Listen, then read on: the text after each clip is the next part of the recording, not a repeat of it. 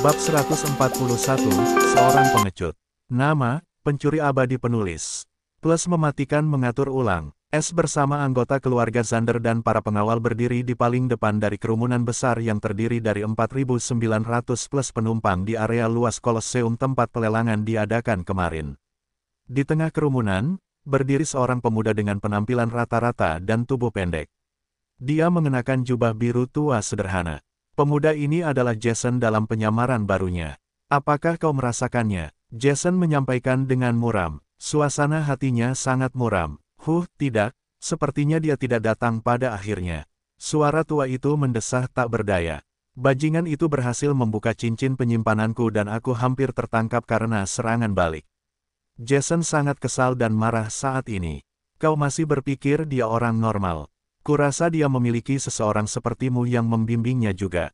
Ada kemungkinan yang sangat tinggi, bahkan aku tidak dapat menghilangkan tanda ki tanpa mendapatkan kembali kekuatanku sepenuhnya. Tetapi ada juga kemungkinan bahwa dia memiliki semacam harta karun kuno padanya. Aku tahu setidaknya dua yang hilang di eraku.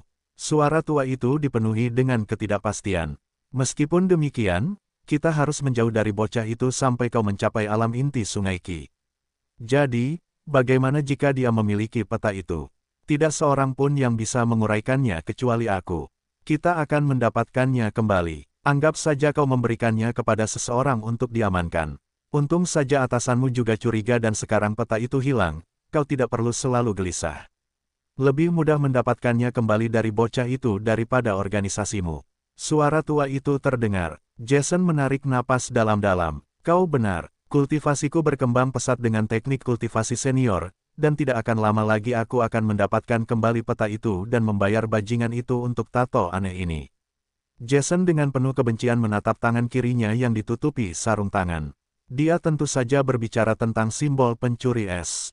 Setelah Jason meninggalkan tempat itu, dia menemukan tanda burung aneh di jari manisnya. Dia bingung dan mencoba menghapusnya.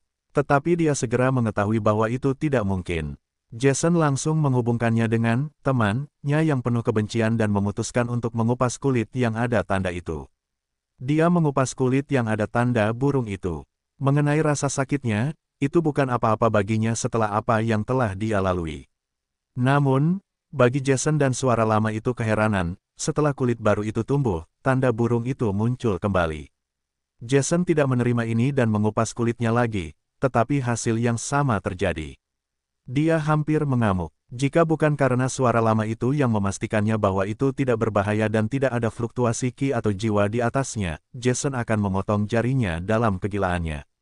Karena jika Jason memotong jarinya, dia tidak punya cara untuk menumbuhkannya kembali, dan organisasi itu akan menganggapnya cacat dan membunuhnya karena kehilangan satu jarinya. Namun, bahkan suara tua itu tidak dapat menjelaskan alasan tanda burung ini dan pada akhirnya, kurasa itu semacam teknik rahasia untuk apa itu. Dia tidak tahu jawabannya. Itulah sebabnya suara itu dengan serius memperingatkan Jason untuk menjauh dari bocah itu untuk sementara waktu dan di dalam hatinya, suara itu senang bahwa mereka tidak benar-benar bertemu bocah itu lagi. Bahkan jika dia menemukan es di antara kerumunannya yang cukup besar, dia tidak berencana memberitahu Jason sejak awal karena dia takut akan keselamatannya. Pada saat ini, Aden memasuki panggung dan kerumunan itu terdiam. Maafkan aku karena tidak bisa menyambut kalian. Aden mendesah menyesal seolah-olah dia menyesal. Tapi, jangan khawatir, aku akan pergi sendiri ke ibu kota kerajaan bersama kalian semua. Karena aku juga punya urusan di sana. Aden mengumumkan berita mengejutkan ini dengan senyum lembut. Semua orang berseru mendengar berita tak terduga itu dan Es menyipitkan matanya. Hehe, dia takut. Es merasakan ketakutan Aden seketika dari fluktuasi jiwanya. Sepertinya rencanaku berhasil. Di sisi panggung berdiri Earl Patrick sendiri dan setelah mendengar pengumuman Aden, dia mengejek dengan jijik, pengecut. Earl Patrick tahu betul mengapa orang ini pergi ke ibu kota begitu tiba-tiba karena dia melarikan diri. Setelah Earl Patrick memberitahu semua hal yang dijelaskan Victor kepada Aden dan menunjukkan kepadanya dua cincin penyimpanan itu, Aden tidak berani menerimanya setelah melihat apa yang ada di dalamnya. Aden menyangkal dengan wajah pucat yang tersenyum saat butiran keringat bersinar di dahinya. Orang malang itu ketakutan konyol setelah melihat isi cincin-cincin itu. Aden adalah orang yang sangat berhati-hati, dan itulah sebabnya dia berpikir, dia telah menyinggung seseorang yang kuat yang bahkan tidak takut dengan posisinya sebagai penguasa binatang. Dan setelah mendengar ancaman itu, dia menganggap bahwa pemuda itu akan datang untuknya. Dia punya firasat buruk tentang Es sejak awal, tetapi dia tetap saja menembakkan anak panah itu dan sekarang orang lain tahu siapa yang menarik tali itu dan bahkan tidak takut untuk memberitahunya. Itulah sebabnya Aden tiba-tiba pergi ke cabang Biscaling Organization tingkat kerajaan dan mencari bantuan dari saudaranya, yang juga merupakan wakil Beastmaster dari cabang itu. Perbedaan antara cabang tingkat kabupaten dan tingkat ibu kota bagaikan siang dan malam. Bahkan jika seseorang tidak takut pada anggota tingkat rendah seperti dia, tetapi cabang tingkat ibu kota adalah kasus yang sama sekali berbeda. Beastamer mudah untuk dibina. Itulah sebabnya organisasi tidak terlalu peduli dengan orang-orang seperti Aden jika mereka bisa mendapatkan kompensasi yang cukup. Bahkan hal itu berlaku jika pihak lain mempunyai kedudukan berpengaruh di suatu kekaisaran. Aden dapat menyinggung siapapun selama mereka berada dalam lingkup tanah tengah dan berdasarkan perilaku bocah itu, dia bukan dari sini. Setidaknya itulah yang dia simpulkan setelah melihat 100 batu ki tingkat tinggi di cincin penyimpanan itu. Aden tidak dapat menemukan informasi tentangnya di sini dan batu ki tingkat tinggi tidak umum bahkan di ibu kota nomor 1 tanah kerajaan. Itulah sebabnya dia tidak muncul di luar dan tetap berada di dalam perlindungan formasi cabang ini. Setelah pengumumannya yang tiba-tiba, Aden memerintahkan dengan lembut, sekarang orang-orang dengan tiket binatang emas silakan ikuti saya, sedangkan yang lainnya silakan tunggu sebelum binatang kategori tercepat terbang. Semua orang melakukan apa yang dikatakan Aden dan 100 orang maju dan mengikuti Aden. 50 dari mereka berasal dari keluarga Zander, saudara kandung Zander dan 47 pelindung dengan kultivasi minimum alam gerbang ki puncak dan yang tertinggi adalah alam dasar ki tahap tinggi. Bahkan Tobi yang malang tidak mendapatkan tempat duduk, tetapi para penjaga ini mendapatkannya dan ini membuatnya sangat sedih. Tapi apa yang bisa dia lakukan? Itu adalah keputusan kakek dan paman besarnya. Bahkan ayahnya tidak berdaya untuk melakukan apapun. Adapun 50 lainnya, mereka semua berasal dari keluarga bergelar. Jason di antara kerumunan kategori yang lebih cepat menyipitkan matanya. Bagaimana mereka mendapatkan tiket emas dari si penipu itu? Tapi tidak peduli seberapa banyak dia memikirkannya, dia tidak mengerti. Jika Es ada di sini, dia mungkin bisa menebak sesuatu, tetapi dia tidak ada dan itu membuat hal ini semakin mencurigakan. Tiket saya juga dicuri olehnya. Ekspresi Jason berubah menjadi kasar saat dia mengamati pembagian kursi ini dengan saksama. Earl Patrick datang di depan anak-anaknya dan berkata dengan serius, kembalilah hidup-hidup dan lindungi adik perempuan dan laki-lakimu. Es memutar matanya, jika kamu sangat mencintai mereka, kamu tidak perlu mengirim mereka, sungguh munafik. Ya, ayah, kami tidak akan mengecewakanmu. Ketiganya berkata dengan sungguh-sungguh serempak. Setelah pertemuan singkat dengan Earl, semua orang bergerak menuju tunggangan mereka. Es akhirnya melihat binatang yang ditungganginya. Itu adalah elang besar berukuran 30 kaki. Bulunya yang biru sangat indah dan tubuhnya berwarna putih keperakan.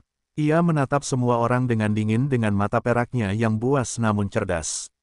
Elang badai petir, yang dapat terbang selama sebulan tanpa henti dan kecepatannya seperti anak panah. Aku ingin tahu apakah kita akan jatuh darinya. Es langsung mengenali spesies ini. Ini adalah elang badai petir, binatang iblis alam dasar ki tingkat tinggi. Aku akan mengendalikan binatang ini. Aden menyatakan dengan bangga dalam suaranya.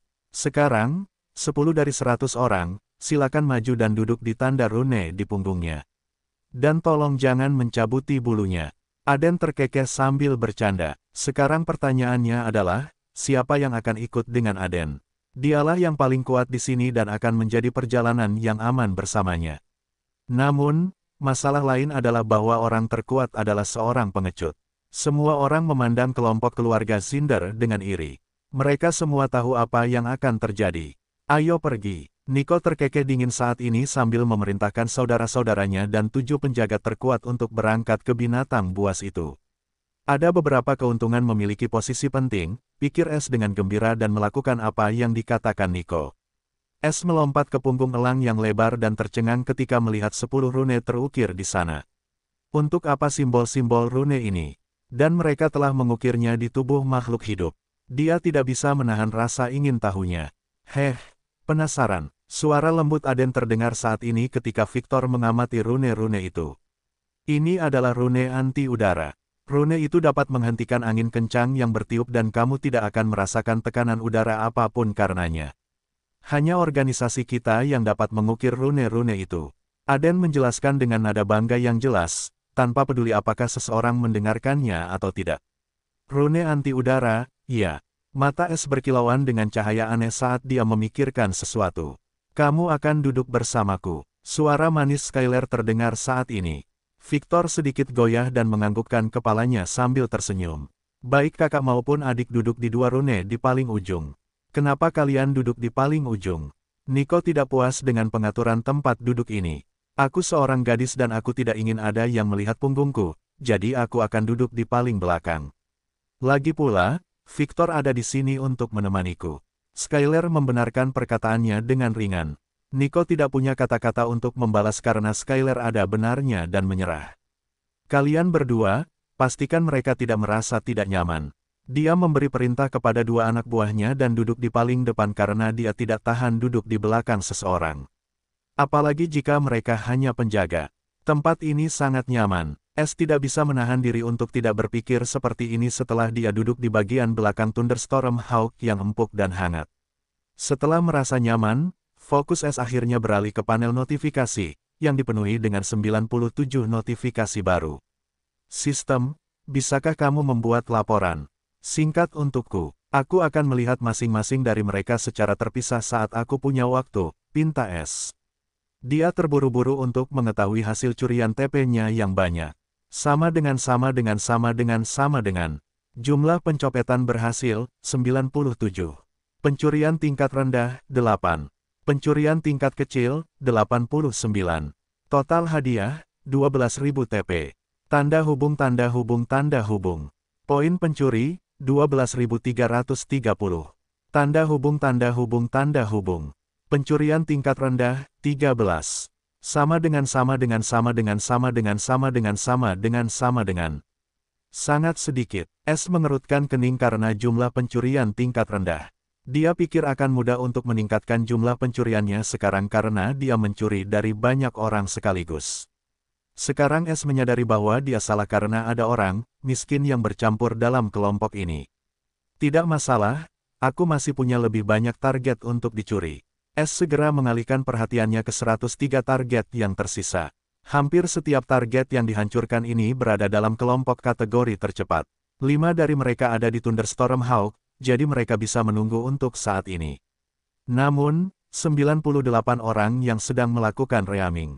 Es dengan cepat melihat orang lain yang tidak berada di monster iblis yang sama dengannya. Satu orang tidak lain adalah Earl Patrick, yang berdiri tanpa ekspresi di samping dan 17 orang lainnya berasal dari Beast Calling Organization, termasuk Nora dan Jade. Ngomong-ngomong, Aden tidak membawa serta kedua muridnya yang disayangi, dan membiarkan mereka mengurus semuanya sampai dia kembali. Adapun 80 target lainnya, semuanya adalah anak muda dari keluarga bangsawan atau pelindung mereka, kecuali satu orang tertentu, yang berdiri di antara kerumunan besar yang sedang menunggu giliran. Oh, itu dia. Senyum jahat muncul di wajah Es ketika dia merasakan tanda tangan jiwa yang dikenalnya. Itu tidak lain adalah milik Jason. Es langsung mengajukan pertanyaan yang tepat dari sistem setelah menemukan penyamaran baru Jason. Sistem, bisakah seseorang memiliki simbol pencuri kedua? Tidak sampai tuan rumah melakukan pencurian tingkat tinggi dari yang sebelumnya pada orang yang sama. Es tidak bisa menahan rasa kecewa. Dia hanya ingin mengganggu orang itu sampai mati. Mengenai simpati, Es tidak punya simpati untuk Jason karena dia adalah seorang pembunuh. Sama seperti sebelumnya, Es menciptakan 98 benang jiwa dan mengarahkannya ke posisi mereka, dan menunggu Thunderstorm Hawk terbang. Sekarang semua orang sudah siap, ayo kita berangkat, Aden mengumumkan sambil menyulap pelat formasi dari cincin penyimpanannya dan menuangkan ki ke dalamnya. Setelah itu, rune berkilauan dengan cahaya putih, dan cahaya itu meliputi tubuh semua orang. Es mengamati penghalang cahaya dengan saksama dengan teknik mata rahasianya dan tercengang karena munculnya rune anti udara yang sama pada penghalang cahaya ini. Hanya saja jumlahnya sangat sedikit.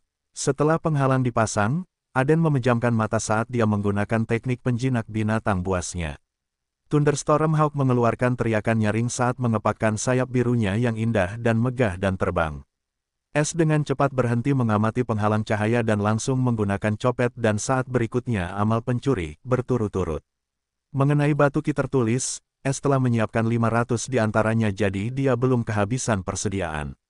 Saat berikutnya, kecepatan elang badai petir memburuk saat ia menjadi semakin kecil untuk dilihat semua orang dan akhirnya menjadi racun. Es tertegun melihat kecepatan binatang iblis ini sejenak, tetapi dia segera fokus beralih ke sekelilingnya. Es melihat kota besar menjadi semakin kecil setiap detik saat elang itu terbang lebih tinggi. Dia melihat langit emas yang luas dan tidak bisa menahan diri untuk tidak berpikir dengan iri, terbang bebas di langit yang luas ini pasti menakjubkan. Tidak ada hal lain yang ada dalam pikirannya. Beberapa tahun yang lalu, dia bahkan tidak pernah membayangkan bahwa suatu hari dia akan terbang di langit dengan seekor binatang buas yang mematikan. Perasaan bebas yang dia dapatkan dari langit ini unik. Tanda hubung tanda hubung tanda hubung.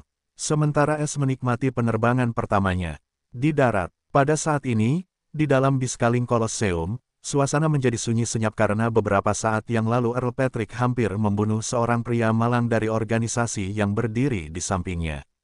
Semua orang mendengar jeritannya yang melengking dengan jelas sebelum dia menyerang pria malang itu. Itu adalah cincin PENYIMPANANKU. Earl Patrick hanya membiarkan pria itu pergi setelah merobek pakaiannya dan memastikan dia tidak memiliki cincin penyimpanannya. Sekarang Patrick menatap orang lain dengan niat membunuh yang nyata. Semua orang yang lebih dekat dengannya memberi jarak yang sangat jauh dan pemandangan aneh ini menyihir kerumunan. Setiap orang memiliki satu pikiran saat ini, apakah Earl Patrick sadis? Patrick tidak peduli dengan tatapan aneh itu dan meraung marah, di mana cincin penyimpananku? Siapa yang mencurinya? Keluarlah dan aku akan memberimu kematian tanpa rasa sakit. Tidak ada yang berbicara karena mereka bahkan tidak tahu kapan cincin penyimpanannya dicuri.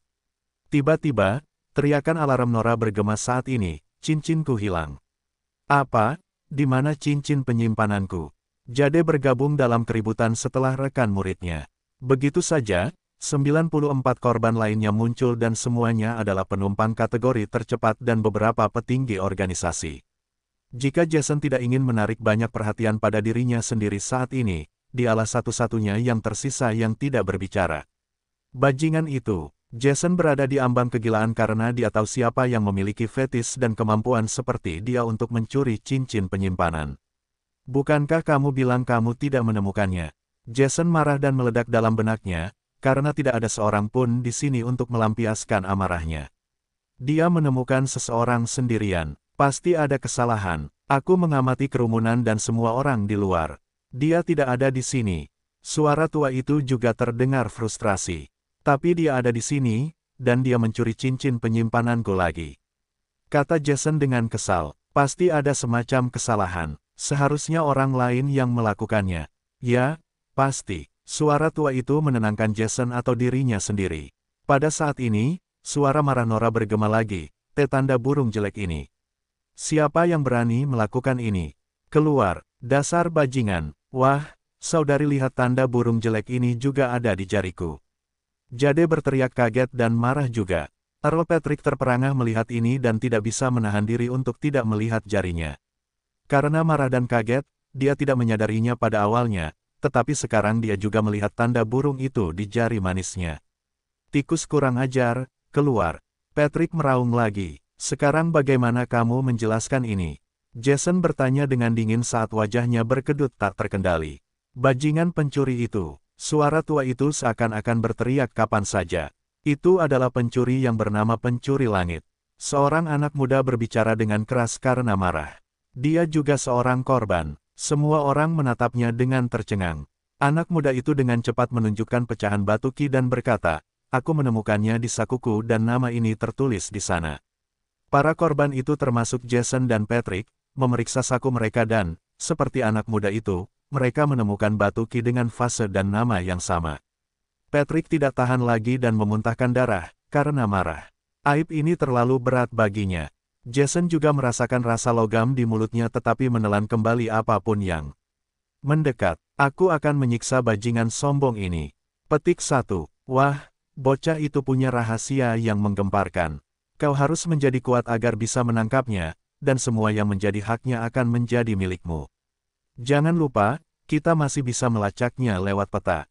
Mengenai hilangnya Baleful Key, kita akan cari tahu bagaimana keadaannya setelah menangkapnya. Suara tua yang muram itu berdengung di benak Jason, tetapi ada sedikit keserakahan di dalamnya, yang tidak disadari Jason dalam keganasannya. Kau benar, suatu hari nanti aku akan mendapatkan kembali semua yang menjadi milikku. Jason menenangkan sarafnya dan tekad baru bersinar di matanya. Sebelum keadaan menjadi tidak terkendali, Blankhound muncul dengan jubah hitamnya dan mengendalikan situasi. Namun, Earl Patrick tidak beranjak dari Colosseum. Dia bersikeras menemukan pencuri kurang ajar bernama Sky Stealer dan cincin penyimpanannya. Blankhound tidak punya pilihan selain memulai pencarian semua orang karena orang-orang dari organisasi itu juga dirampok. Setelah pencarian yang paling teliti, tidak ada petunjuk tentang pencuri itu ditemukan dan orang-orang yang dirampok berkulit pucat dan dipenuhi dengan kebencian.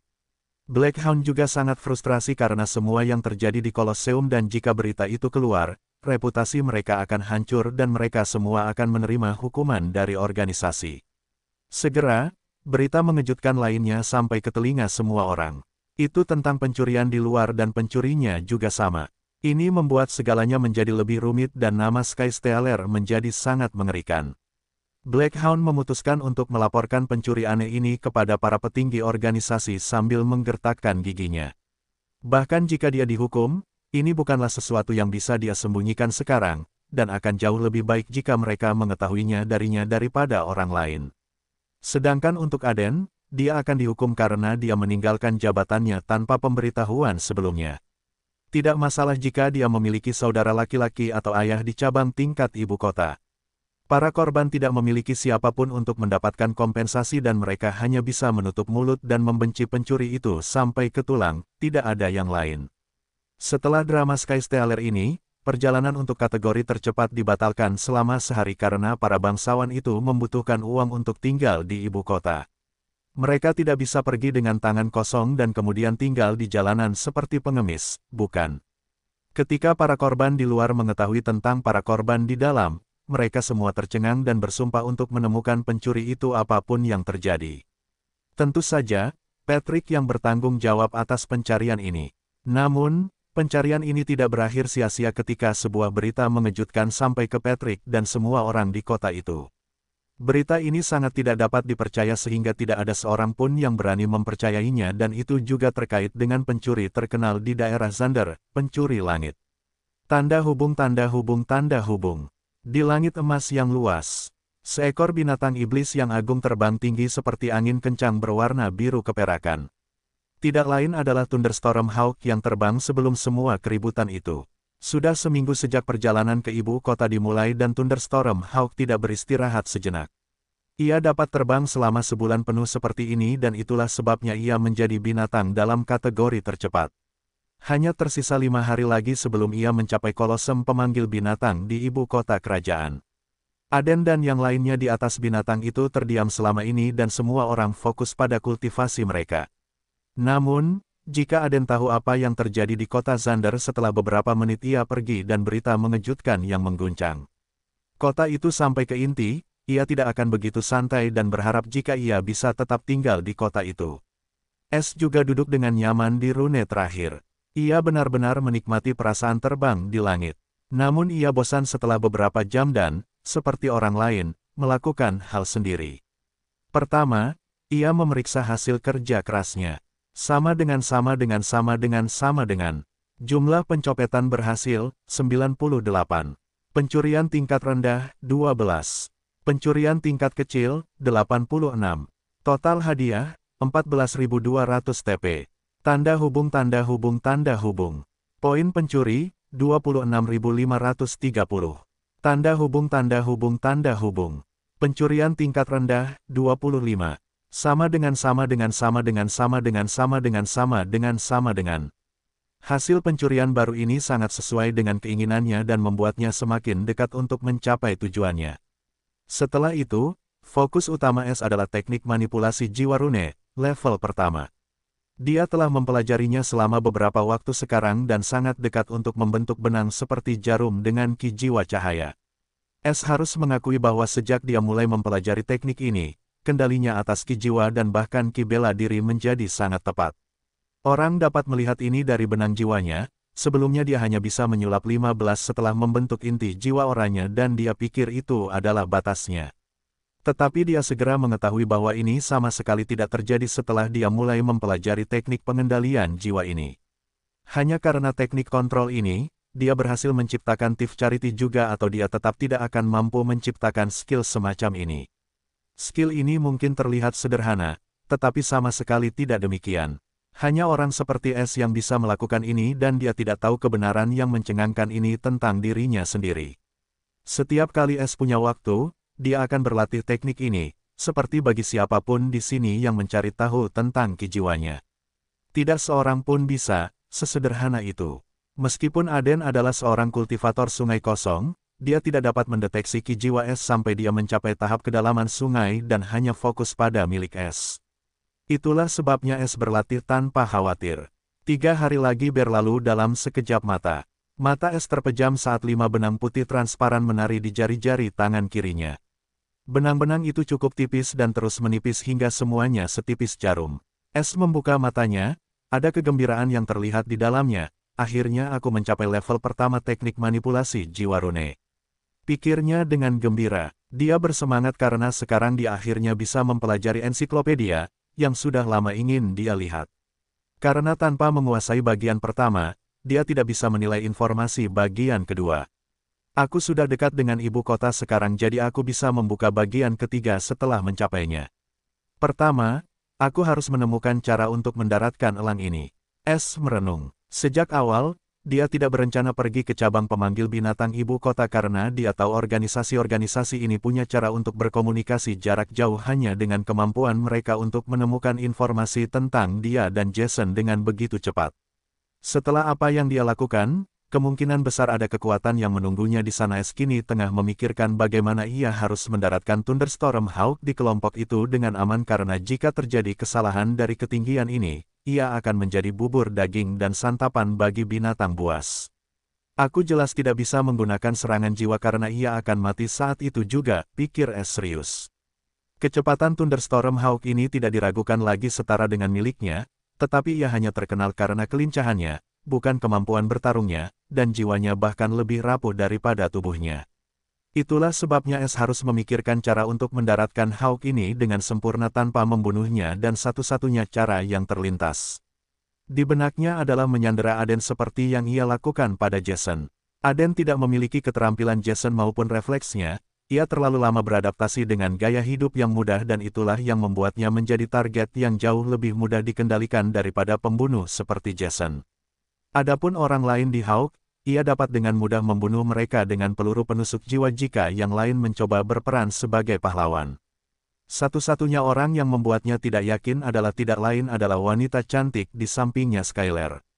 Namun, jika ia memainkan kartunya dengan sempurna, ia juga dapat dengan mudah memanipulasi Skylar. Sekarang pertanyaannya adalah bagaimana dan kapan ia akan melakukannya. Apapun yang ia lakukan, ia harus melakukannya dalam 2 hari sebelum mencapai ibu kota kerajaan. S masih mengerutkan kening memikirkan rencana berikutnya ketika, tiba-tiba, kecepatan Thunderstorm Hawk berubah drastis. Semua orang terkejut dan wajah Aden menjadi pucat saat ia merasakan sesuatu dan S goyah.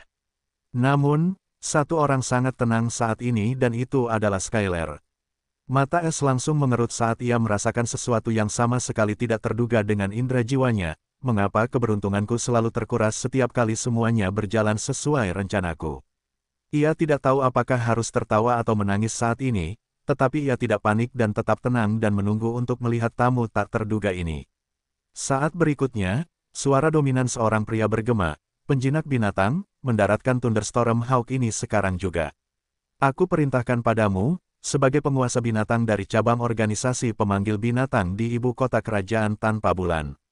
Tepat saat suara itu menghilang, seekor condor berukuran 25 meter muncul di hadapan semua orang. Burung itu benar-benar hitam pekat dengan mata merah tua dan tanduk merah setinggi 3 kaki di kepalanya. "Condor tanduk merah," teriak Aden dengan waspada dan mata perak Thunderstorm Hawk dipenuhi rasa takut saat melihat condor yang mengerikan itu. "Ya, kami akan melakukannya." Aden tersadar dari keterkejutannya dan dengan cepat mematuhi perintah pihak lain tanpa bertanya apapun. Es menyipitkan matanya karena Crimson Hon Condor ini berada di puncak alam pembangunan fondasi Ki dan Beastmaster yang mengendalikannya juga merupakan ahli alam River Depth. Namun masalah sebenarnya adalah siluet di samping Beastmaster itu karena Es bisa merasakannya sebagai Soul Cultivator. Mengenai namanya, Moonless Kingdom. Kerajaan itu terlalu terkenal untuk tidak diketahuinya. Itu adalah kerajaan peringkat kedua di Kingdom Ranking Chart di wilayah tengah. Seperti yang tersirat dari namanya, Kingdom Ranking Chart mencatat, peringkat kerajaan dari 1 hingga 100, dan Regal Kingdom berada di posisi ke-94. Orang hanya bisa membayangkan kesenjangan antara kedua cabang pemanggil binatang kerajaan ini. Itulah sebabnya Aden tidak berani bertanya apapun dan setelah mendengar namanya, dia mendaratkan Thunderstorm Hawk. Es tidak goyah dan tetap tenang saat dia mengamati dengan saksama sebelum beraksi. Dia bisa merasakan kedua pendatang baru itu tidak ada di sini untuknya, atau mereka mungkin mencoba menangkapnya di udara di mana dia tidak punya tempat untuk lari. Dia tidak bisa menahan diri untuk tidak melihat Skylar dan tercengang melihat dirinya yang tenang, apa yang sedang dia lakukan. Pikirnya, setelah kedua binatang iblis udara mendarat di tanah, semua orang turun dari tunggangan mereka. Wajah Nico kaku begitu pula para pengawalnya. Adapun Aden, dia memasang senyum menjilat terbaiknya sambil berkata, "Tuan, Anda menghormati saya dengan kehadiran Anda, saya adalah Beastmaster dari cabang daerah Zander, saya ingin tahu ada urusan apa dengan saya akan melakukan yang terbaik untuk membantu Anda." Menanggapi sapaan hangat Aden, pria parubaya itu bahkan tidak berkedip dan sama sekali mengabaikan Aden. Pria parubaya ini tingginya 6 kaki dengan tubuh kekar, wajahnya rata-rata dengan janggut hitam panjang sementara dia memasang wajah kaku. Dia mengenakan seragam pemanggil binatang sama seperti Aden tetapi ada 3 bintang perak di kerahnya, yang berarti Beastmaster dari kerajaan kelas 1.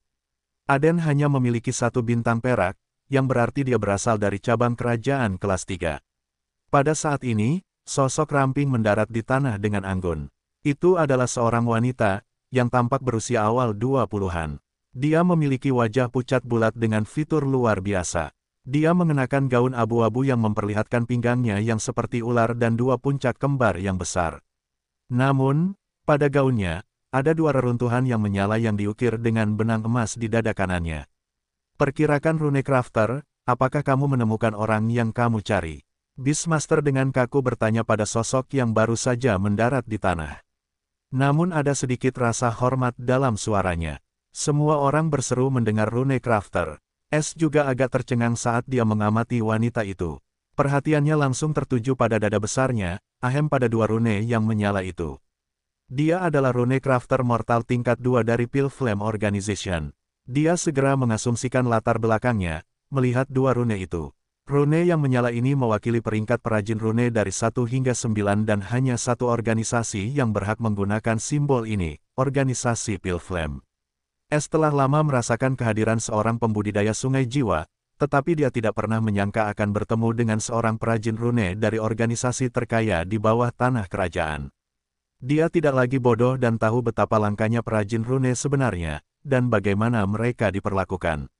Dan dia sedang mencari sesuatu. Ya, aku memang menemukannya. Perajin rune itu berbicara dengan lembut saat senyum indah mengembang di wajahnya saat dia melihat Skylar. Apakah ibuku mengirim dirimu yang terhormat? Skylar berbicara saat ini seolah-olah dia mengharapkan ini. Semua orang terperangah mendengar kata-katanya, bahkan Es. Ya, dia tidak sabar untuk bertemu denganmu dan namaku Olivia Jake. Aku teman baik ibumu, kamu bisa memanggilku Bibi Olivia. Olivia memperkenalkan dirinya kepada Skylar dengan senyum tipis. Apa yang terjadi di sini dan ibu kita sudah meninggal. Nico akhirnya tersadar dari kebingungannya saat ia berbicara dengan nada marah dalam suaranya. Hehe, kau pasti Nico, anak pertama dari bajingan itu. Olivia terkekeh dingin saat ia melepaskan sedikit aura kultivasi sungai jiwa. Wajah Nico dan yang lainnya memucat saat mereka semua merasakan jiwa mereka bergetar. Ia bahkan tidak mengampuni Aden yang hanya menonton dengan rasa ingin tahu yang besar. Hanya Skylar dan Victor yang tidak terpengaruh. Bibi Olivia, tolong jangan sakiti dia. Bagaimanapun juga, dia adalah saudara tiriku, kata Skylar pasif. Hehe, temukan. Wah, kau seharusnya berterima kasih kepada kakakmu. Olivia terkekeh pelan saat ia berhenti melepaskan aura jiwa.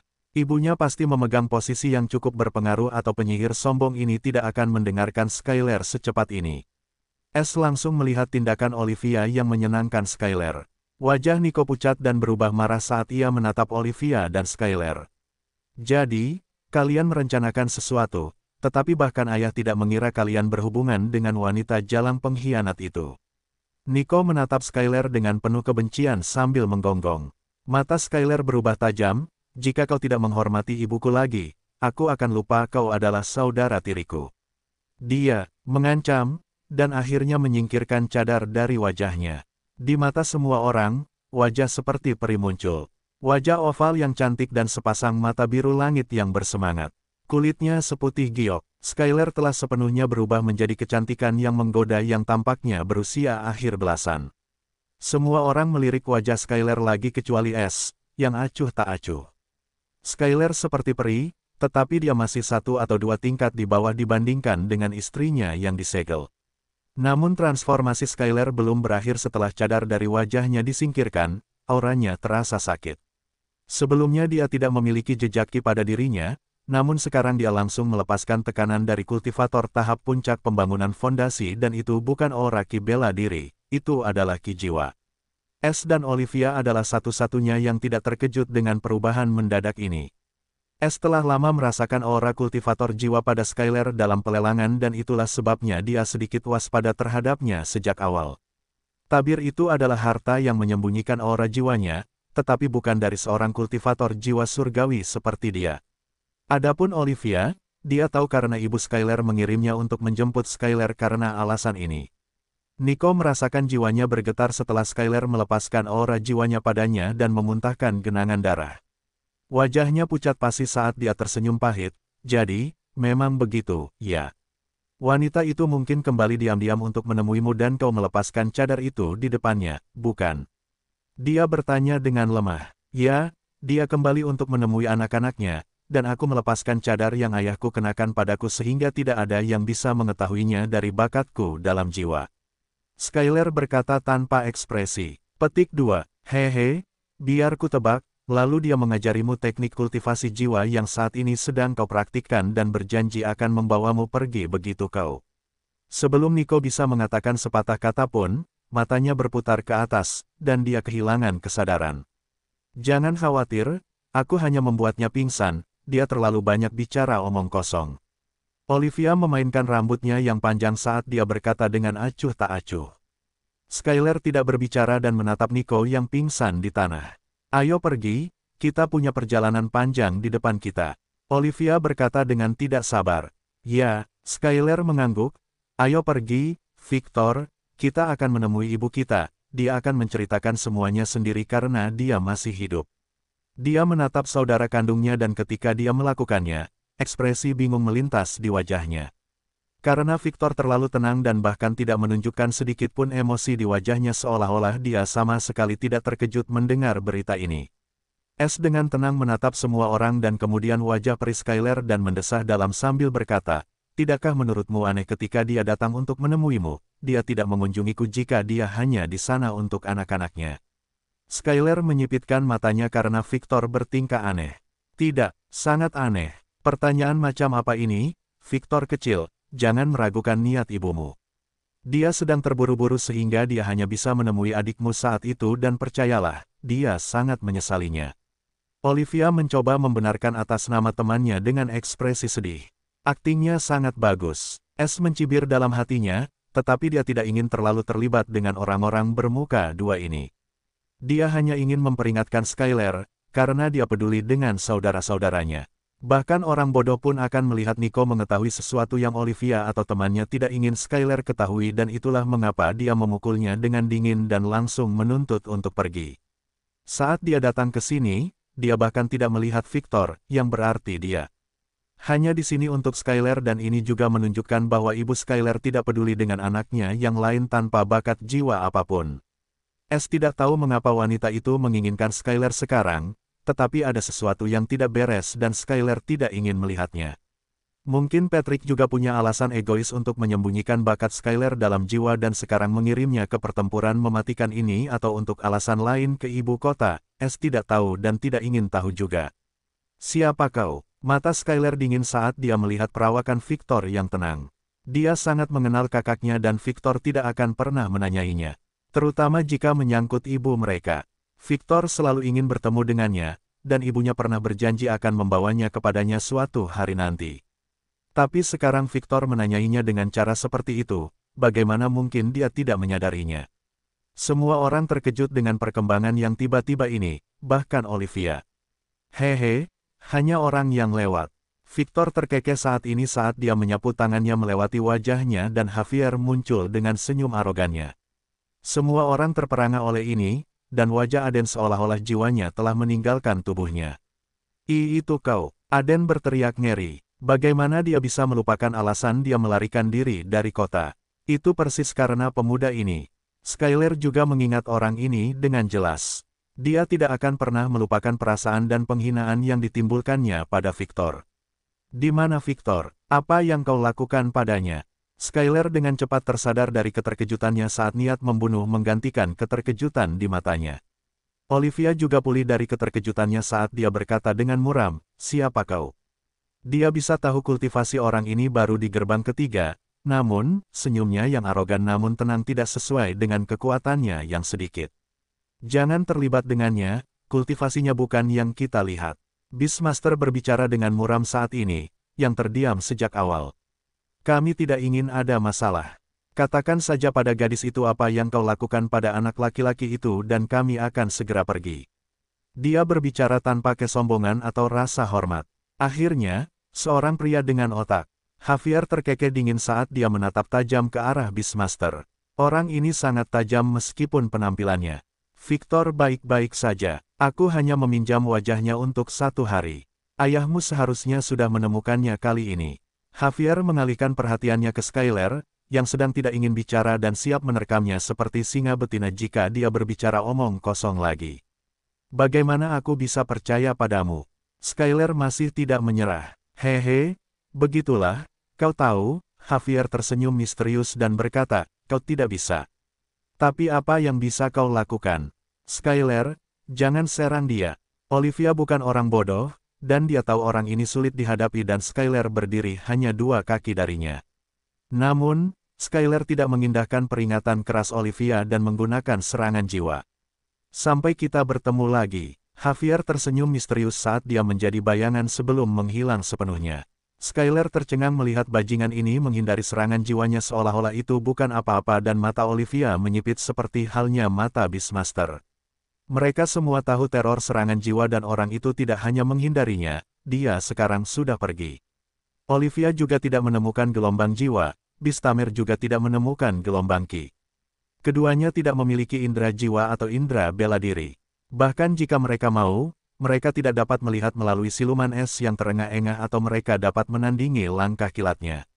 Namun, keterampilan yang digunakan es untuk menghindari serangan jiwa Skylar adalah langkah kamuflase, yang hampir saja ia kuasai dengan tingkat rendah. Setelah ia berhasil menghindari serangan itu, ia hanya menggunakan teknik silumannya dan melarikan diri dengan langkah kilat. Mengenai pembunuhan Skylar, ia tidak menginginkan perseteruan berdarah dengan beberapa pembudidaya jiwa yang kuat yang dapat mengirim seseorang seperti Olivia dari organisasi Api Pil ke sini. Dan ia tidak memiliki keyakinan penuh untuk membunuh semua orang di sini, terutama ketika pembudidaya sungai jiwa dan kedalaman sungai Ki hadir. Jadi melarikan diri adalah satu-satunya pilihan.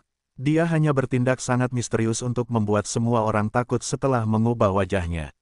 Dia tahu saat dia berubah menjadi Javier, kultivasinya akan turun, tetapi itu memberinya kesempatan yang sempurna untuk menebar ketakutan di hati semua orang dan berhasil melarikan diri tanpa hambatan setelah sedikit memamerkan kemampuannya. Skylar hanyalah boneka yang bertindak sesuai keinginannya dalam semua ini, dan dia tahu Victor adalah hal yang dapat membuatnya menyerangnya. Tidak ada yang berani berpikir untuk mengejarnya, melihatnya menghindari serangan jiwa seolah-olah itu bukan apa-apa dan dia bahkan berhasil menuai panen TP yang melimpah. Atau dia bisa saja melarikan diri dari awal. Tidak ada seorang pun di sini yang bisa menghentikannya jika dia melakukannya, tetapi semua tindakan yang dia lakukan adalah untuk TP. Dia tidak akan pernah membiarkan kesempatan ini untuk membuat sejumlah besar TP berlalu begitu saja, terutama jika ada seorang perajin rune dari Pale Flame Organization yang hadir di depannya. Dia tahu betapa kayanya orang-orang ini melalui contoh fans. Tidak ada yang memperhatikannya, bahkan Olivia, karena kultivasinya sama dengan kultivasi jiwanya, dan dia dalam keadaan syok seperti orang lain. Mengenai apa yang dikatakan S tentang Victor yang masih hidup, dia mengatakan yang sebenarnya. Pada akhirnya, S tidak memaksa dirinya untuk membunuh bocah itu karena dia bukan sampah seperti Javier dan yang lebih penting, dia bukan pembunuh. Dia mengampuni, dia hanya berpikir bahwa jika dia mulai membunuh orang untuk kepentingannya, tidak akan ada perbedaan antara dia dan orang-orang yang dia benci. Meskipun dia akan mencuri dari siapapun dan semua orang untuk kepentingan dan keuntungannya, berbicara tentang kehidupan tanpa alasan yang baik, sama sekali tidak cocok dengan sifatnya. Terutama saat orang itu adalah Victor, yang hanya ingin melindungi adiknya dan membuktikan diri kepada ayahnya. Itu juga sebabnya S memperingatkan Skylar dan kemudian melakukan apa yang harus dilakukannya untuk mencuri cincin penyimpanan tersebut.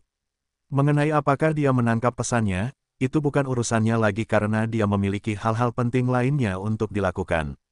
S mengira ini akan menjadi pertemuan terakhirnya dengan Skylar dan Olivia, tetapi dia salah tentang itu. Dia akan bertemu mereka dalam waktu dekat dan dalam situasi yang berbeda setelah S menghilang seperti hantu, dan hanya saksi tercengang yang tersisa. Nama Master Binatang Besar itu adalah David, dan dialah orang pertama yang mendapatkan kembali ketenangannya, dan berkata dengan wajah muram, dia sudah pergi. Hanya orang biasa dengan beberapa keterampilan seperti tikus. Olivia juga mendapatkan kembali kesombongannya sebelumnya, tetapi ada sedikit rasa takut di matanya. Dia benar-benar terkejut melihat keterampilan penyembunyian dan penyamaran seperti ini. Hanya satu organisasi yang memiliki teknik dan keterampilan seperti ini. Memikirkannya saja sudah membuatnya merinding. Ayo pergi, kata Olivia kepada Skylar. Dia masih memiliki beberapa keraguan tentang identitas orang itu dan tidak ingin tinggal untuk mencari tahu. Tidak, aku ingin kembali dan melihat apakah dia mengatakan yang sebenarnya tentang Victor. Jika dia sudah mati, aku ingin melihat mayatnya dan jika dia masih hidup, aku akan membawanya bersamaku. Skylar menggelengkan kepalanya sementara tekad bersinar di wajahnya yang seperti peri. Baiklah, hanya butuh 2 hari untuk mencapai tempat itu. David dengan tenang setuju dengannya. Kau seperti ibumu saja, keras kepala. Baiklah, ayo pergi. Aku juga ingin menemui saudara iparku yang bajingan itu untuk beberapa waktu. Olivia berkata dengan sikap pasrah. Ayo kita bawa dia kembali juga, kata Skylar sambil menatap Nico yang tak sadarkan diri. Dia masih baik hati. David hanya mengangguk, dan Olivia mengerutkan kening tetapi tidak membalas. Cincin penyimpananku hilang. Teriakan melengking Aden terdengar saat ini dan mengejutkan semua orang. Siapa yang peduli dengan R, Olivia akan mengejek ketika matanya tertuju pada jari manisnya yang ramping dan matanya terbuka lebar seolah-olah akan keluar dari rongga matanya kapan saja. Itu bajingan yang penuh kebencian itu. Teriakan melengking Olivia terdengar ketika hanya satu orang yang muncul di benaknya, yang baru saja melarikan diri. Bajingan itu, bagaimana dia melakukannya? Seru David dengan kaget dan marah sambil melihat tanda burung hitam di jari manisnya. Skylar juga melihat cincin penyimpanannya hilang saat matanya terbelalak karena bingung, siapa dia sebenarnya. Mata indahnya menjelajahi ke arah tempat S menghilang. Tanda hubung, tanda hubung, tanda hubung. S bergerak ke selatan dari tempat mendarat. Menurut peta, ibu kota kerajaan hanya berjarak 6 hari perjalanan jika dia bergerak dengan kecepatan penuh.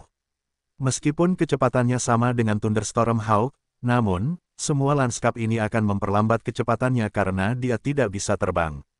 Namun S tidak terburu-buru untuk mencapai ibu kota kerajaan karena sekarang dia sudah dekat, yang berarti dia bisa berada di sana saat ujian tingkat kerajaan di Institut Kerajaan Damien dimulai. Menurut ingatan Victor dan penelitiannya, pendaftaran akan dimulai 3 bulan sebelum ujian. Adapun mengapa mereka semua datang lebih awal, ini ada hubungannya dengan seleksi tersembunyi. Seleksi tersembunyi ini dilakukan oleh organisasi Pale Flame dan Biscaling. Tujuan dari seleksi tersembunyi ini adalah untuk memilih anak muda yang memiliki ketertarikan dengan Pale Flame atau Biscaling. Area terluas dari seleksi tersembunyi ini dikendalikan oleh Biscaling Organization karena berada di seluruh Middlelands. Pil Flame hanya menyelenggarakan seleksi tersembunyi semacam ini di 10 kerajaan teratas. Beginilah cara kedua organisasi ini menyerap bakat yang paling menjanjikan terlebih dahulu dan meninggalkan sisanya untuk Damien Royal Institute. Meskipun, seseorang dapat bergabung dengan organisasi ini dengan menunjukkan bakat yang dibutuhkan dan lulus ujian mereka. Namun, itu sangat jarang karena hasil kegagalan berarti kematian yang pasti. Itulah sebabnya hanya sedikit orang yang menjalani proses ini dan kebanyakan dari mereka mencoba peruntungan mereka dalam seleksi tersembunyi ini di mana mereka memiliki kesempatan untuk hidup setidaknya. Namun, seleksi tersembunyi ini memiliki waktu yang singkat, yaitu 1 bulan dan kapan bulan ini dimulai, semuanya tergantung pada petinggi organisasi. Tetapi setiap kali bulan ini dimulai, keluarga kerajaan dari setiap kerajaan mendapat pemberitahuan terlebih dahulu dan keluarga kerajaan ini akan mengirim pesan kepada keluarga bergelar di kerajaan tertentu mereka. Apa yang terjadi setelahnya sangat jelas, setiap keluarga akan mengirim anak muda mereka yang paling menjanjikan ke ibu kota kerajaan. Di mana beberapa ahli organisasi mengukur para pemuda ini dalam bayang-bayang. Jika kamu terpilih, kamu akan mendapatkan undangan dari organisasi untuk bergabung dengan mereka dan itu jauh lebih baik daripada bergabung dengan Institut Kerajaan Damien, yang pengaruhnya terbatas pada Middlelands. Namun, faksi umum tidak memiliki pengetahuan tentang ini sama sekali. Patrick juga mengirim Skylar ke sini karena dia ingin dia bergabung dengan organisasi-organisasi ini. Dengan bakatnya dalam jiwa, salah satu dari kedua organisasi ini akan memperjuangkannya. Namun sayang, dia punya rencana lain dan Olivia sudah dalam perjalanan untuk menjemputnya tetapi tiba-tiba disambut oleh S pada akhirnya dan dirampok. S tahu sekarang dia akan menjadi buruan oleh kedua organisasi di seluruh Middlelands karena dia merampok 1 Beastmaster dari kerajaan kelas 1 dan seorang perajin rune bersama-sama. Tetapi dia bertekad dan membuat pilihannya sejak lama. S telah menjadi pencuri surga sejak lama, dan jika dia bahkan tidak mencuri dari kambing-kambing kaya ini, bagaimana dia bisa menyebut dirinya pencuri langit? Sejujurnya, S tidak tertarik bergabung dengan lembaga ini, tetapi itu akan menjadi penyamaran yang brilian dan dia juga dapat mencapai kerajaan nomor 1 tanpa hambatan dan menampung sejumlah besar TP dengan cepat. Tetapi pertama-tama, dia harus menemukan wajah lain karena wajah Javier akan segera terlihat di mana-mana dan dia membutuhkan topeng kedua untuk ini. S berhenti di luar sebuah gua terbengkalai milik beberapa binatang iblis tingkat rendah dan bermalam di sana. Dia juga ingin memeriksa hasil tangkapan TP yang baru. Dia sangat gembira. Bagaimanapun, dia telah merampok seorang perajin rune dari organisasi Api Pil dan dia tahu itu sepadan dengan risikonya karena dia bisa mendapatkan banyak TP dan mungkin membeli topeng itu sekarang. Setelah menutup gua dengan hati-hati, dan menyalakan api. Dengan gembira, S membuka panel notifikasi dan melihat notifikasi baru. Sama dengan. Panel pemberitahuan. Pemberitahuan tak terlihat. Tanda hubung. Laporan cepat pencurian. Jumlah pencurian berhasil, 8. Pencurian level rendah, 4. Pencurian level kecil, 4. Total hadiah, 50.170 TP. Tanda hubung. Poin pencuri, 76.700. Tanda hubung. Pencurian level rendah, 29. Sama dengan. Mata S berbinar gembira saat dia bergumam pada dirinya sendiri, aku tidak mengharapkan yang kurang dari seorang perajin rune Api Pil. Coba kulihat apa yang ada di cincin penyimpanannya. S menggeser laporan pencurian ke atas karena dia ingin melihat detail pasti dari cincin penyimpanan Olivia. Sama dengan. Berhasil pickpocket. Host mencuri. 1. Harta karun ruang penyimpanan level rendah. Kelas menengah rune level mortal kelima. 17. Harta karun ruang penyimpanan level tinggi. Kelas rendah rune level mortal keempat. 14. Harta karun ruang penyimpanan level menengah, kelas rendah rune level mortal ketiga. 1502, harta karun ruang penyimpanan kelas rendah rune level mortal kedua. 50.766, pil kelas rendah pil peringkat hijau. 11.101, pil level menengah, kelas rendah pil peringkat biru. 8.972, pil level tinggi, kelas rendah pil peringkat biru. 993, pil level rendah, kelas menengah pil peringkat ungu. 1. Senjata level rendah, kelas menengah bintang 5. 5. Senjata level tinggi, level rendah bintang 4. Teknik dan keterampilan level rendah level prajurit 76 teknik, 121 keterampilan. Teknik dan keterampilan level menengah level rendah level master 2 teknik, 19 keterampilan. Batu ki level sampah level rendah 598 juta. Batu ki level terendah level menengah 110,8 juta. Batu ki level rendah level tinggi 26 juta. Batu ki level menengah level rendah level puncak 11,21. Platformasi level rendah rune peringkat fana kedua 900. Plat arai level rendah rune fana kedua 4000. Plat rune kosong level rendah awal 2 98.090. Piring rahasia kosong tingkat menengah kelas rendah awal 3 21.121. Piring rahasia kosong tingkat tinggi kelas rendah awal 4 8000. Piring rahasia kosong tingkat rendah kelas menengah awal 5 98. Kontrak budak 12.867. Obat herbal dan biji logam 2 juta herbal 980.121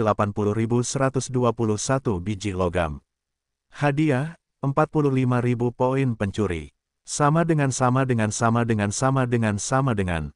menghirup napas dalam-dalam. Orang-orang dari organisasi Pil Flame ini sangat kaya. Serunya, sistem, buka cincin ini dan susun semuanya seperti terakhir kali di ruang pencuri, perintah S. Sama dengan. 100 TP telah dikurangi. Cincin penyimpanan sekarang terbuka. Sistem juga telah menyortir semua yang ada di ruang pencuri sesuai perintah host. Tanda hubung. Poin pencuri, 76.600. Sama dengan. S melihat tumpukan besar yang berbeda bertambah di ruang pencurinya dan tidak bisa tidak berpikir, aku mungkin bisa dianggap sebagai salah satu orang terkaya di Middle Lands sekarang. Dia benar, setelah mengagumi kekayaannya, kesadaran S beralih ke tumpukan baru yang muncul tadi. Di tangan S, sebuah piring putih persegi panjang muncul. Itu benar-benar kosong, seperti kertas. S melipat pelat putih ini karena terasa seperti giok halus. Ini adalah pelat rahasia kosong bintang 2. Dia tahu pelat ini digunakan dalam pembuatan rune dan itu tergantung pada kemampuan orang tersebut untuk mengubahnya menjadi pelat susunan atau pelat formasi. Sama seperti bagaimana sistem membedakannya menjadi pelat formasi dan pelat susunan. Olivia adalah perajin rune mortal peringkat kedua, jadi sangat normal baginya untuk memiliki pelat rahasia kosong dan siap pakai ini. Pelat rahasia ini dibuat oleh perajin dengan bahan yang berbeda. Itulah sebabnya pelat ini diberi peringkat seperti senjata berdasarkan bintang. Beberapa perajin rune bahkan dapat membuat pelat rahasia ini sendiri, tetapi itu adalah tugas yang sangat merepotkan, jadi sebagian besar membelinya dari perajin atau menyewa mereka untuk membuat yang khusus dengan bahan yang mereka sediakan. Dikatakan bahwa seorang perajin rune sejati akan membuat lempengan rune itu sendiri, dan dengan melakukannya, peluang untuk berhasil membuat lempengan arai atau formasi meningkat beberapa kali lipat.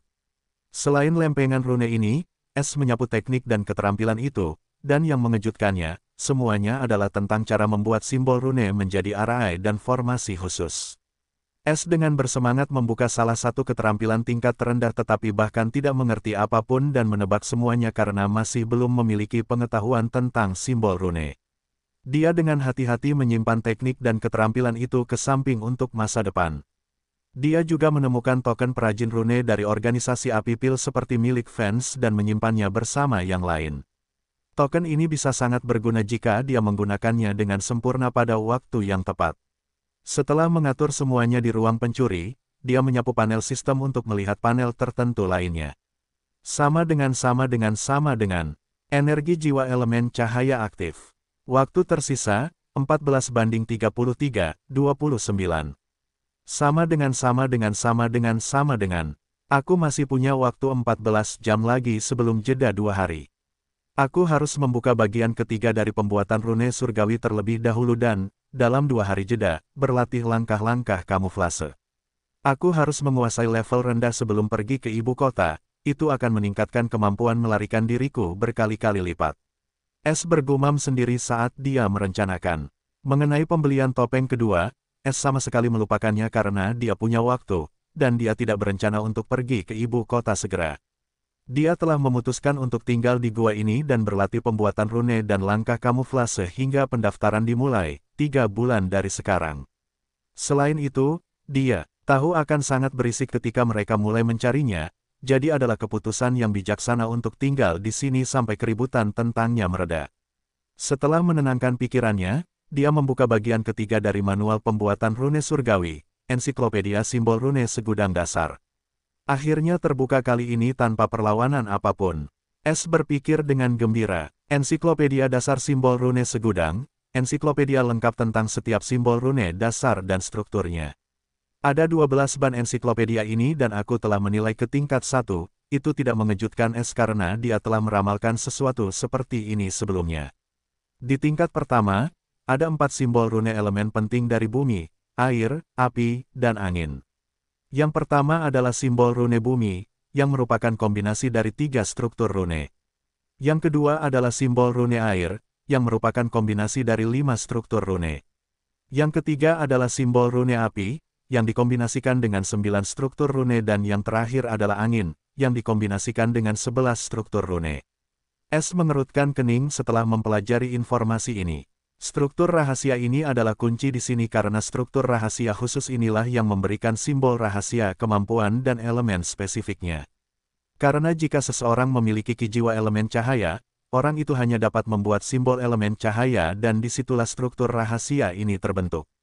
Jika seseorang dapat menguasai struktur setiap elemen, ia dapat membuat semua jenis simbol rahasia dan menggabungkannya menjadi susunan dan formasi. Namun, Es belum mencapai level itu. Ia harus terlebih dahulu mengingat struktur tersebut dan membuatnya dengan jiwanya, Ki. Ini adalah tugas yang sulit untuk mengendalikan Ki jiwaku dengan sangat tepat hingga ke titik kesempurnaan. Jika aku berkedip saja, usahaku akan sia-sia. Aku tidak mengharapkan yang kurang dari pembuatan rune surgawi. Es tertawa masam, tetapi ia akan menguasainya apapun yang terjadi. Setelah itu, Es membenamkan dirinya dalam mempelajari struktur rahasia simbol rune bumi. Namun, Es tidak tahu bahwa struktur rahasia yang sedang ia pelajari saat ini adalah inti dari elemen-elemen yang ada di antara langit dan bumi. Hingga hari ini, tidak seorang pun pernah mendapatkan struktur rahasia elemen yang sempurna ini. Itulah alasan sebenarnya mengapa rune crafting milik Es adalah surgawi. Tanpa struktur rune yang sempurna ini, bahkan dengan ki surgawi, simbol-simbol rune tersebut tidak akan pernah disebut sempurna. Tanda hubung tanda hubung tanda hubung tanda hubung. Sementara Es mempelajari bagian ketiga dari Heavenly Rune Crafting dengan sungguh-sungguh. Sebuah berita mengejutkan dirilis ke publik di seluruh Middlelands. Bagian yang paling mengejutkan dari siapa berita itu berasal, tidak lain adalah Pilflame dan Biscaling, 2 raksasa di bawah tanah kerajaan. Berita ini adalah tentang pencuri terkenal yang baru muncul yang menyebut dirinya Sky Stealer, dan ciri khasnya adalah tanda burung hantu gelap yang ditatonya di jari-jari korbannya. Lebih jauh lagi, tanda ini tidak mungkin dihilangkan bahkan setelah memotong jari seseorang. Pilflame Organization sendiri mengonfirmasi berita ini. Pencuri ini telah merampok seorang rune crafter dan seorang beastmaster dari kedua organisasi dan mengukir tanda yang tidak mungkin dihilangkan itu pada mereka. Kedua organisasi itu sangat marah, dan mereka berdua menyatakan hadiah untuk pencuri itu. Siapapun yang dapat memberikan informasi yang akurat tentang pencuri ini akan mendapatkan 1 juta middle keystone. Jika ada yang bisa menangkapnya hidup-hidup, mereka bisa mengklaim 50 juta batu ki tengah. Sedangkan untuk kepalanya, hadiahnya adalah 100 juta batu ki tengah. Banyak kultivator kuat dan keluarga bergelar melewati tempat ini dan mereka semua mulai mencari si pencuri langit ini, seperti anjing kampung.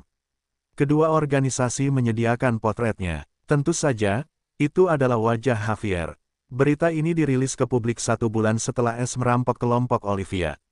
Namun berita ini tidak bertahan lama karena berita yang lebih mengejutkan muncul seminggu setelahnya dan itu tentang orang yang sama. Kali ini beritanya adalah pencuri ini tidak hanya merampok seorang rune crafter dan beastmaster atau seorang earl dari kerajaan kecil. Sebelum ini dia merampok Azure Alchemist yang paling tercela di Tanah Tengah, Vance Golden. Ini bukan akhir dari berita yang mengejutkan ini. Bagian utamanya adalah pencuri ini mencuri sesuatu yang sangat penting dari organisasi Pilflame. Mengenai apa itu, organisasi itu tidak mengumumkannya. Namun hadiah si pencuri meroket setelah itu. Siapapun yang dapat memberikan informasi yang akurat tentang pencuri ini akan mendapatkan 1 juta batu ki tinggi. Jika ada yang dapat menangkapnya hidup-hidup, mereka dapat mengklaim 50 juta batu ki tinggi dan kursi penerima hibah di cabang tingkat kekaisaran organisasi Pilflame. Sedangkan untuk kepalanya, hadiahnya mencapai 100.000 batu ki puncak dan 10 kursi penerima hibah di cabang tingkat kekaisaran organisasi Pilflame. Berita ini bahkan mengejutkan kekaisaran. Semua orang bertanya-tanya apa yang telah dicuri pencuri itu sehingga organisasi itu berusaha keras untuk menangkapnya dan mengambil kembali benda itu. Namun, sekarang bahkan kekaisaran dan kerajaan-kerajaan teratas di wilayah tengah ikut serta dalam perburuan pencuri itu. Dia sekarang menjadi harta karun yang berjalan. Siapapun yang menemukannya akan mendapatkan segalanya. Mereka bisa saja mengambil semua milik pencuri itu dan tidak akan ada yang tahu atau mereka dapat menukarnya dengan organisasi itu untuk mendapatkan ketenaran dan kekayaan. Tanda hubung tanda hubung tanda hubung. Di dalam aula besar istana yang mewah. Saudara kerajaan, jangan khawatir. Dia tidak bisa melarikan diri sekarang. Organisasi menanggapinya dengan serius setelah aku memberikan formula mawar darah dan menunjukkan kepada mereka potret bajingan itu dan menceritakan semuanya tentangnya.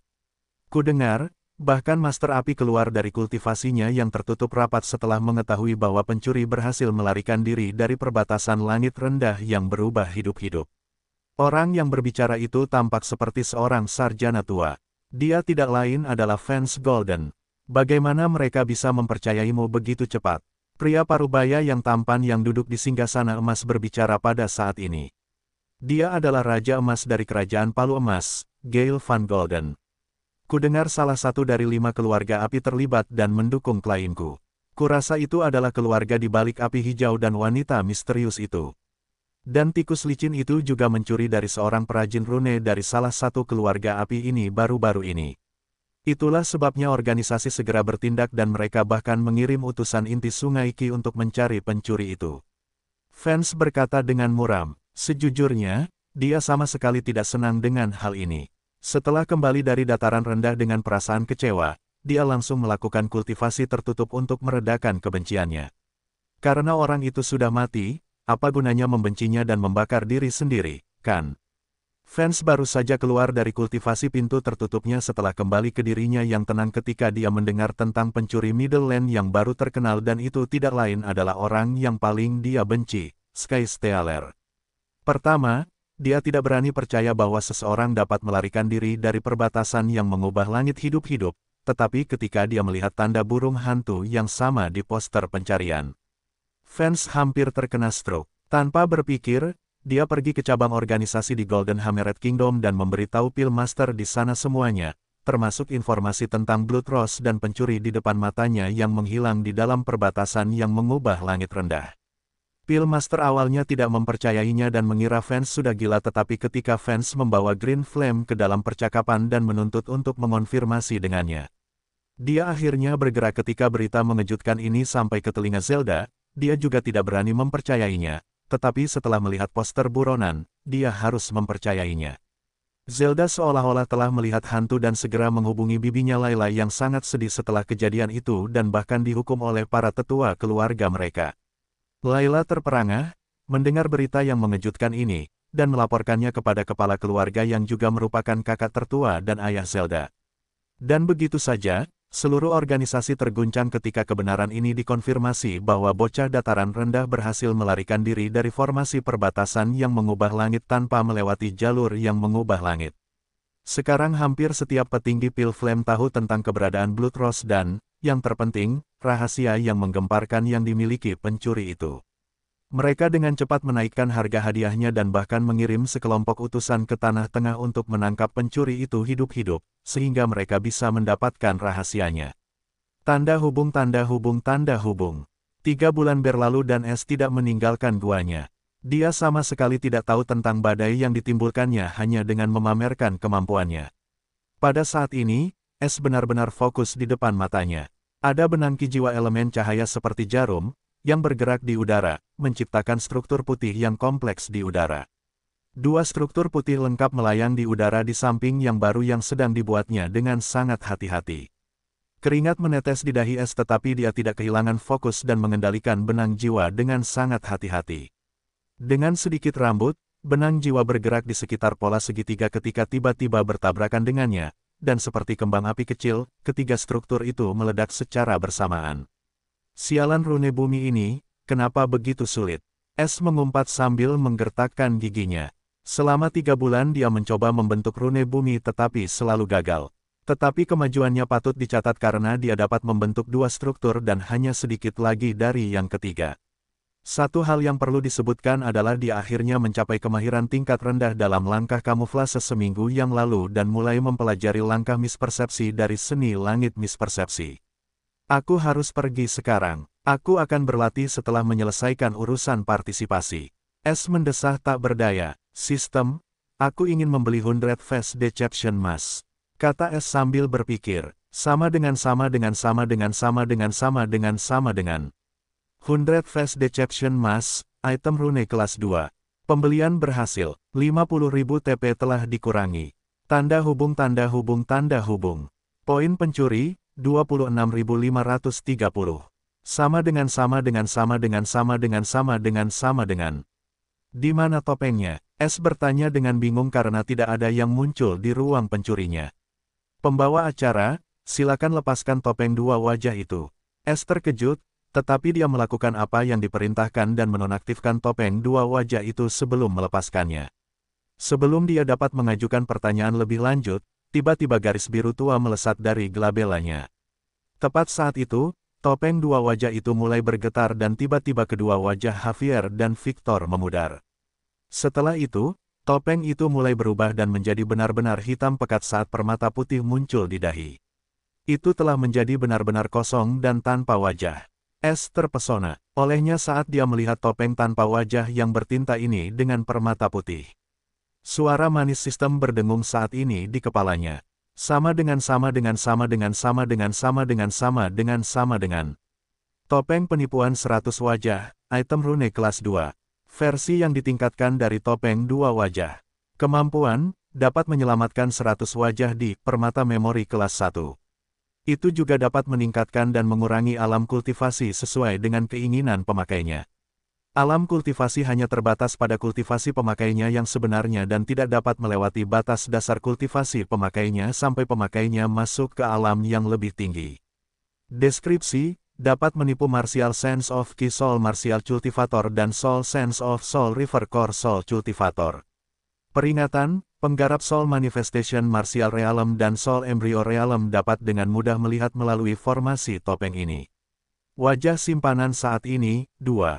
Sama dengan.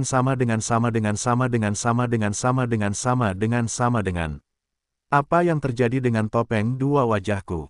Es bertanya dengan bingung. Sistem telah meningkatkan topeng 2 wajah menjadi topeng penipuan 100 wajah. Persetan dengan peningkatanmu. Aku juga ingin topeng 2 wajahku. Aku membayarnya, sialan. Es langsung marah karena dia tidak pernah mengira sistem berhati hitam ini tidak akan memberinya item baru dan hanya meningkatkan yang lama. Bagaimanapun, dia telah membayar 50.000 TP yang dengan susah payah dia kumpulkan dan sekarang satu-satunya barangnya diambil darinya dan dia bahkan tidak mendapatkan pengembalian uang. Bagaimana mungkin dia tidak merasa kesal? Namun yang membuat Es kecewa, sistem itu bahkan tidak mau repot-repot memberinya penjelasan apapun dan sama sekali mengabaikan protesnya. Aku akan mengingat sistem ini. Pada akhirnya, dia hanya bisa menyerah setelah mengancam sistem. Setelah pertarungannya yang sia-sia dengan sistem, dia akhirnya menatap topeng tinta itu dan tidak bisa menahan senyum karena ini semua yang dia butuhkan dan itu dapat meningkatkan atau menurunkan kultivasi yang dia inginkan sejak lama. Ini berarti, sekarang dia bahkan dapat berpura-pura menjadi manusia biasa jika dia mau. Lebih jauh lagi, itu bahkan dapat menipu indera jiwa seseorang di alam embrio jiwa. Meskipun itu adalah alam yang lebih rendah dari kultivasi bela diri, itu masih dapat menyelamatkan hidupnya. Kultivasi jiwa juga memiliki 8 alam. Seperti kultivasi bela diri, 6 alam pengetahuan, gerbang Ki, bangunan fondasi Ki, sungai Ki, inti sungai Ki, jiwa Ki, dan manifestasi jiwa Ki. 6 ranah kultivasi jiwa yang diketahui adalah gerbang jiwa, bangunan pondasi jiwa, sungai jiwa, inti sungai jiwa, embrio jiwa, dan manifestasi embrio jiwa. S dengan gembira mengenakan topeng tinta baru di wajahnya dan suara sistem terdengar. Sama dengan. Topeng penipuan 100 wajah diaktifkan. Opsi pertama, wajah mana yang ingin dikenakan tuan rumah? Wajah 1 atau 2, harap sebutkan ranah kultivasi dan tahap untuk wajah tersebut. Catatan, Anda hanya dapat meningkatkan kultivasi Anda hingga tahap tinggi alam bangunan pondasi. Tanda hubung. Opsi kedua, apakah tuan rumah hanya ingin menutupi kultivasinya? Harap sebutkan ranah kultivasi dan tahap. Sama dengan. S mendengus setelah mendengar suara sistem karena dia belum menjawabnya ketika dia memprotes beberapa saat yang lalu. Tetapi ketika dia melihat opsi baru, matanya berbinar. Oh, bahkan mimpi kosong hantu tua itu tidak dapat melihat melalui kultivasi surgawi saya. Ini lebih biara. Dengan pembukaan kedua ini, orang-orang akan dapat melihat kultivasiku dan itu akan menjadi kultivasi duniawi. S sangat gembira. Gunakan wajah Victor dengan kultivasi gerbang Ki kelima, perintah S sambil mendengus. Dia masih tidak melupakan penipuan topeng dua wajahnya. Saat berikutnya, wajah Victor muncul, tetapi aura kultivasinya adalah seorang kultivator gerbang Ki kelima. Adapun mengapa dia secara khusus mengatakan kelima, bukan puncak, itu karena S tahu tentang teknik kultivasi yang berbeda di tanah atas, dan topeng ini bahkan dapat menciptakan aura kultivator gerbang ke-6, ke-7, ke-8, atau bahkan ke-9 seperti dirinya. Di bagian tanah tingkat menengah ini, gerbang ke-6 tidak ada seperti dataran rendah, dan hanya 10 kerajaan teratas yang memiliki metode itu. S menemukan sebuah metode di cincin Dulce yang dia berikan kepada gadis-gadis yang pernah dia selamatkan di kota bercahaya. S memilih wajah Victor karena kemungkinan besar Skylar tidak akan pernah setuju dengan wajah saudaranya untuk menjadi buronan, begitu pula ibunya yang misterius dan berkuasa atau keluarga di belakang mereka. Itulah mengapa mereka hanya bisa memberikan wajah Javier meskipun tahu dia juga bisa berubah menjadi Victor dan hipotesisnya benar. Setelah Skylar bertemu kembali dengan saudaranya, yang ditemukan oleh seorang pelayan di kamar hotel yang sama tempat S menginap. Dia menghela napas lega. Ketika Patrick mengetahui bahwa Skylar akan menemui ibunya dan membawa pergi Victor juga, dia ingin membunuh putrinya yang tidak berbakti ini di tempat tetapi bertemu dengan Olivia yang cemberut. Dia dalam suasana hati yang buruk setelah bajingan itu mencuri 10% dari kekayaannya dan Patrick menjadi samsak tinjunya. Namun karena Patrick memiliki hubungan suami istri dengan Ibu Skylar tidak membunuhnya dan meninggalkannya di sana serta membawa pergi Skylar dan Victor yang antusias yang ingin bertemu ibunya dan bahkan lupa tentang apa yang telah dilakukan S kepadanya. Patrick hanya bisa menonton dengan kesal dan raut wajah Nico juga tidak bagus, tetapi apa yang dapat mereka berdua lakukan saat menghadapi wanita jalang perajin rune yang marah. Adapun Aden, ia tinggal di ibu kota kerajaan bersama saudaranya dengan tujuan menemukan pencuri yang mencuri seluruh kekayaannya. Tetapi alasan utamanya adalah ia tidak ingin kembali sama sekali. Setelah memastikan semuanya baik-baik saja, S keluar dari gua setelah 3 bulan penuh dan menuju ke ibu kota kerajaan. Ia tidak sabar untuk melihat kota besar ini dan mencuri semua yang bisa ia curi dari sana. Mari kita lihat seperti apa ibu kota kerajaan itu. Senyum mengembang di wajahnya saat ia menghilang ke dalam kehampaan. Namun ia tidak tahu bahwa pasukan tersembunyi sedang mengawasi dengan saksama dan menunggu kemunculan berikutnya dari pencuri langit yang terkenal itu. Ibu kota kerajaan cukup besar karena membentang seluas 400 mil persegi. Kota itu dibagi menjadi 3 distrik, umum, kerajaan, dan istana kerajaan. Saat ini, hari masih malam, tetapi jalan luar gerbang kota emas yang sangat besar itu dipenuhi banyak orang. Karena pendaftaran untuk lembaga itu dimulai seminggu yang lalu, banyak anak muda datang untuk mendaftarkan diri karena pendaftaran hanya akan berlangsung selama 60 hari dan tidak lebih dari sehari. Namun, ada keamanan ketat di gerbang dan para penjaga memindai setiap orang dengan semacam cermin hitam yang indah dan memeriksa barang-barang mereka termasuk harta karun ruang penyimpanan. Semua orang tahu untuk apa atau untuk siapa keamanan semacam ini. Itu untuk pencuri terkenal pencuri langit.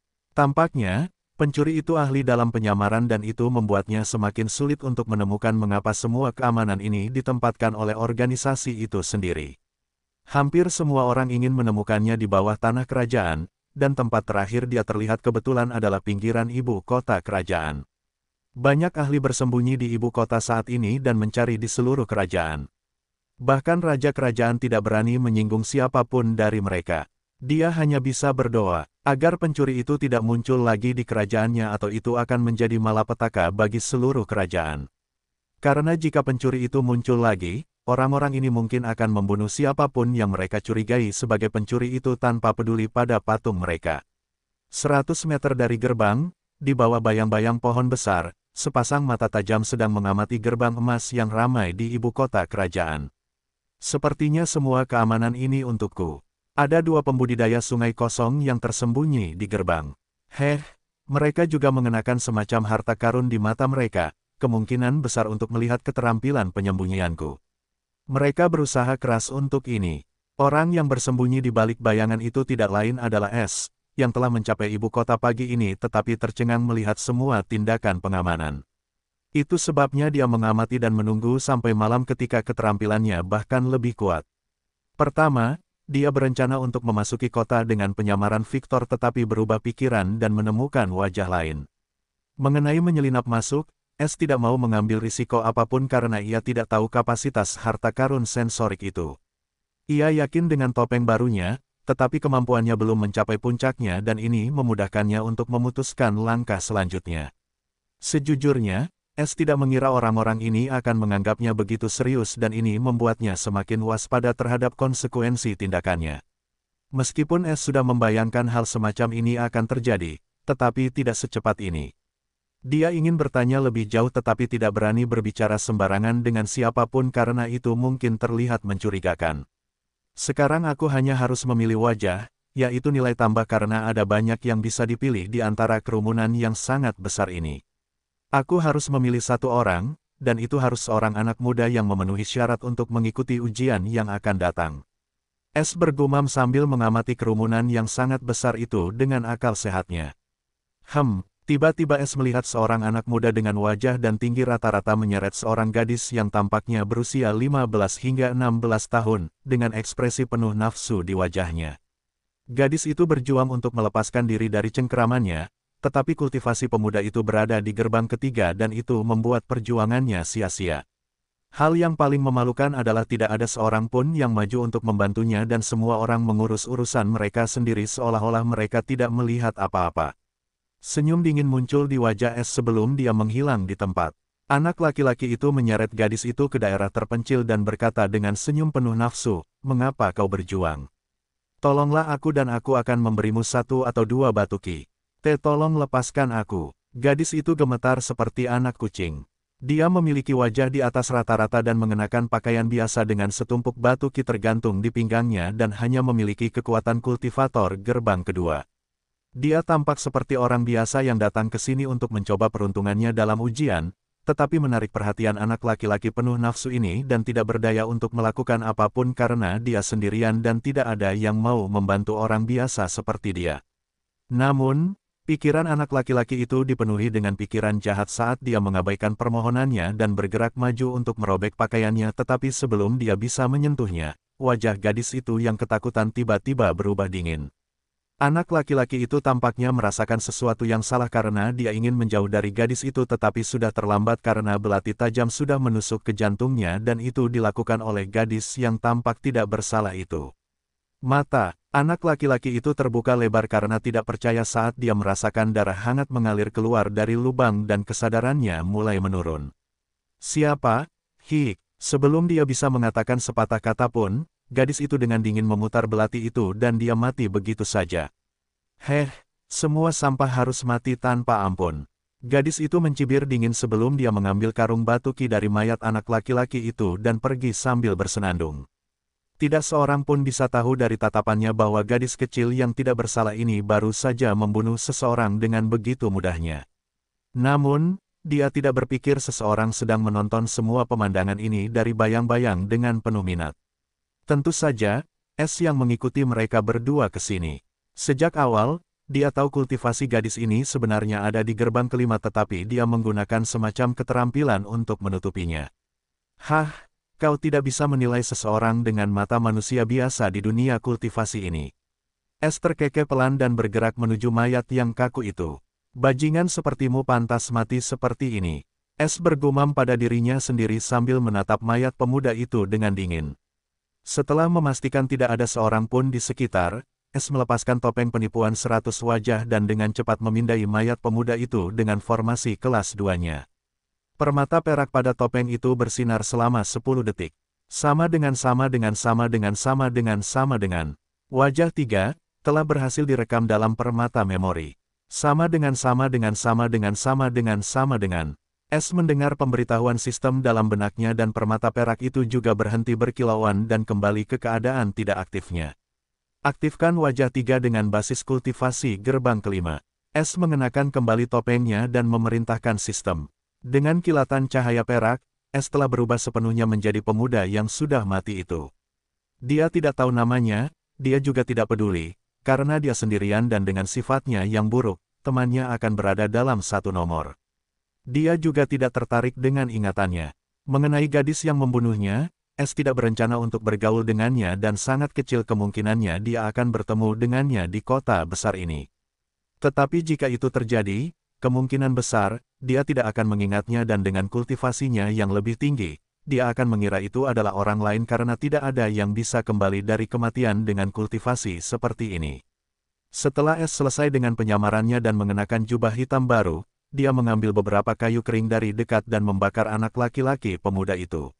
Sekarang tidak ada yang akan menemukan bukti apapun dan wajah ini sepenuhnya miliknya. Sekarang para ahli tersembunyi itu tidak dapat menemukanku. Aku suka tanah tengah ini karena mereka tidak menggunakan kristal identitas yang menyebalkan itu. Es bergumam sambil tersenyum tipis dan kabur ke arah gerbang kota. Es bergabung dengan antrean panjang di luar kota dan menunggu gilirannya. Dia tidak bertemu seseorang seperti Jason kali ini selama 2 jam penantiannya. Semua orang mengurus urusan mereka sendiri, dan orang-orang dalam kelompok itu mengobrol dengan gembira satu sama lain. Es juga mendengar beberapa orang berbicara tentang pencuri, tetapi itu sangat samar, dan memutuskan untuk menyelidiki masalah itu lebih lanjut di kota. Setelah 2 jam, akhirnya gilirannya tiba. Sebutkan nama dan tempat lahirmu. Seorang penjaga yang kuat berkata dengan dingin. Ryan White, dari kota cahaya bulan Provinsi Ale. Es menjawab dengan acuh tak acuh. Provinsi Ale adalah provinsi terbesar kerajaan regal dan kota cahaya bulan adalah kota terbesar kedua di provinsi ini. Dia secara alami mendapatkan semua informasi ini dari peta dan memilih tempat ini dengan hati-hati. Penjaga itu tidak berbicara terlebih dahulu dan menatap penjaga yang tampak sakit-sakitan itu dengan cermin hitam antik di tangannya. Cermin hitam antik itu adalah harta karun yang dapat melihat melalui penyamaran apapun di bawah kultivasi inti Sungai Qi dan mendeteksi kebohongan. Dia mengatakan yang sebenarnya dan wajahnya nyata. Penjaga yang sakit-sakitan itu berbicara tanpa emosi. Namun para penjaga itu tetap tidak membiarkan Es lewat sampai. Dia bersih. Suara tua itu memberikan konfirmasinya. 1 batu Qi rendah. Penjaga itu akhirnya meminta tol gerbang. Ryan tersenyum tipis saat dia menyulap batu Qi rendah dari cincin penyimpanannya dan memberikannya kepada penjaga itu. Selamat datang di Regal Capital City. Penjaga itu berkata dengan acuh tak acuh saat dia membuka gerbang emas kecil dan membiarkan Es lewat. Ryan mengangguk pelan pada para penjaga itu dan memasuki ibu kota. Es tahu dari mana suara tua itu berasal. Mereka adalah 2 ahli tersembunyi dari alam sungai kosong. Namun karena dia bisa menipu cermin itu dan 2 orang tua itu, dia merasa lega. Awalnya dia hanya nefus kecil, tetapi sekarang tidak lagi. Es berjalan di dalam kota dan disambut oleh pemandangan yang menakjubkan. Jalan-jalannya terbuat dari marmer yang indah dan setiap bangunan dibuat dengan bahan dan keahlian yang berharga. Seolah-olah dia telah memasuki dunia yang sama sekali baru. Jika distrik umum ini dibesar-besarkan, lalu bagaimana dengan 2 kerajaan tempat tinggal para bangsawan dan keluarga kerajaan? Es bertanya-tanya sambil terus berjalan sambil mengamati kota. Meskipun saat itu malam hari, jalan-jalannya benar-benar terang dengan tiang-tiang batu cahaya, dan ramai dengan aktivitas. Ada banyak toko dan kios yang menjual barang-barang unik. Es tidak bisa tidak mengamati barang-barang itu dengan rasa ingin tahu.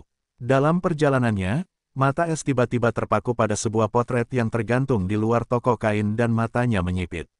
Es bergerak menuju toko untuk melihat potret itu dengan lebih jelas. Setelah Es sampai di toko pakaian, dia mengamati potret itu dengan saksama. Ada dua gambar, satu adalah seorang pemuda berpenampilan biasa-biasa saja sementara yang lain adalah seorang anak laki-laki yang sangat tampan dan berwajah tampan. Ekspresinya berubah muram saat melihat potret Javier dan potret lamanya dari Lowland dan membaca tentang hadiah besar yang diberikan untuk kepalanya.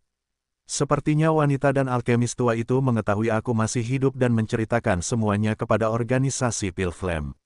Itu juga menjelaskan keamanan yang ketat. Aku harus lebih berhati-hati dan mengubah beberapa rencanaku. S berpikir serius. Dia langsung menebak apa yang mungkin terjadi ketika dia menjadi liar selama 3 bulan dan memutuskan untuk bersembunyi selama beberapa waktu. Setelah penemuan mendadak ini, S tidak berminat untuk berjalan-jalan dan menemukan sebuah penginapan dan beristirahat untuk malam itu sebelum pergi ke tempat pendaftaran di pagi hari. Dalam perjalanannya untuk menemukan sebuah penginapan, S tiba-tiba melihat bangunan emas khas Jade Pavilion. Mari kita nikmati anggur giok sebelum beristirahat. Suasana hati S sedikit membaik dan bergerak menuju bangunan itu. Tuan, manusia tidak diizinkan di sini. Ketika S sudah dekat, dia mendengar suara yang manis dan melihat seorang wanita cantik menghalangi jalan dua anak laki-laki dengan senyum lembut di wajahnya. Dia adalah seorang kultivator tahap dasar Ki awal. Seorang anak laki-laki adalah seorang kultivator gerbang Ki ketiga, sementara yang lainnya adalah seorang manusia biasa. Dia bersamaku. Anak laki-laki yang berkultivasi itu berkata dengan kaku. Tidak masalah, Tuan, manusia biasa tidak diperbolehkan, titik. Wanita itu berkata sambil tersenyum. Kakak, ayo kita pergi ke tempat lain. Kata bocah kecil itu dengan takut-takut. Ayo pergi. Pemuda yang lain tidak mau, tapi apa yang bisa dia lakukan? Dia membawa adik laki-lakinya dan pergi dengan marah. S mengamati pemandangan ini dari pinggir lapangan dan matanya menjadi dingin. Karena S merasakan beberapa manusia duduk di lantai atas dan tahu wanita ini tidak mengizinkan anak laki-laki manusia itu masuk karena pakaiannya yang biasa saja. Mereka jelas berasal dari latar belakang yang buruk dan datang untuk ujian, sementara si kecil tampaknya menemani kakak laki-lakinya. Sepertinya aku tidak perlu bersikap sopan dengan restoran lagi.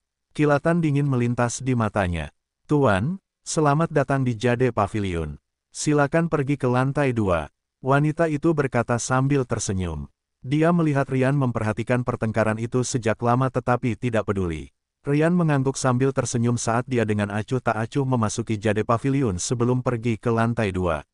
Setelah menikmati sebotol Jade Wine, S pergi dengan ekspresi ceria di wajahnya. Hari itu, sesuatu yang aneh terjadi di Jade Pavilion karena semua Jade Wine mereka yang terkenal benar-benar menghilang.